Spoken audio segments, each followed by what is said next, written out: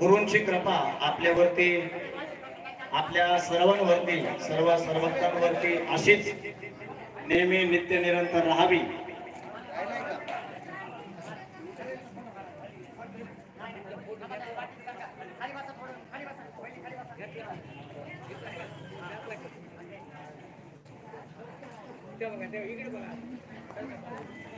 गेली 5 दिवस अनुष्ठानाचा सुंदर असा सोहळा आपण या ठिकाणी सर्वांनीच उपस्थित राहून आणि सर्वांच्या उत्साहामध्ये आपण उपस्थित राहून संपन्न केला।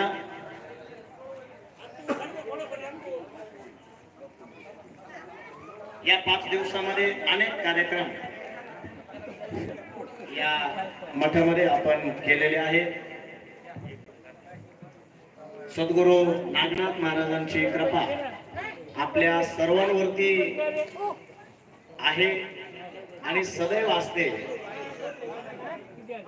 आपण गुरुचरणी जे काही सेवा अर्पण करू ती गुरु मानून घेतात।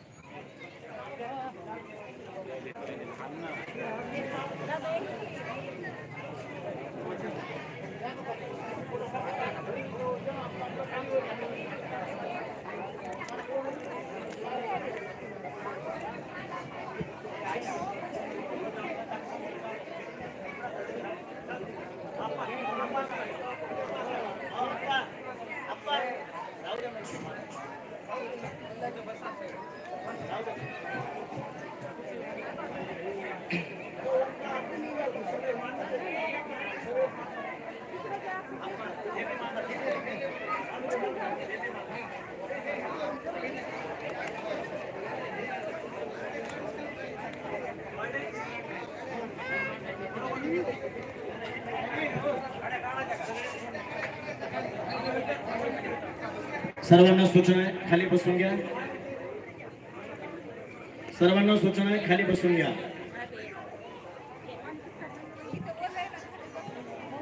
जय मंगलम जय नमः पार्वतीपते शिवा हर हर हर महादेव। सद्गुरु नागनाथ महाराज की जय। गुरु विरूपाक्ष शिवाचार्य महाराज की जय। संत शिरोमणी मन्मस्वामी महाराज की जय। आता सद्गुरूंची लाडू तुला संपन्न झालेली आहे। यानंतर मी आपल्या सर्वांच्या वतीनं गुरुवर्यांना विनंती करतो की त्यांनी आम्हा सर्वांना या ठिकाणी आशीर्वाद द्यावे।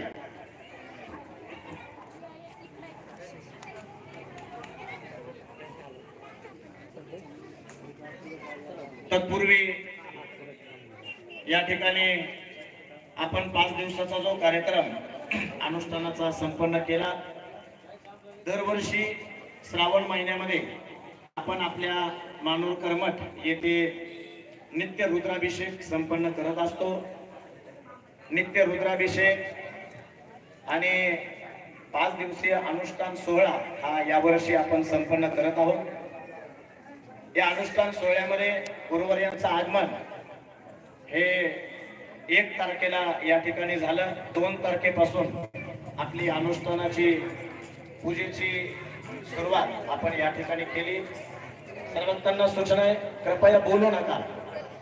आरती घ्यायची असेल आरती घ्या, परंतु बोलू नका। पुन्हा एकदा सूचना आहे, आपण 2 तारखेपासून या अनुष्ठानाच्या पूजेला सुरुवात केली।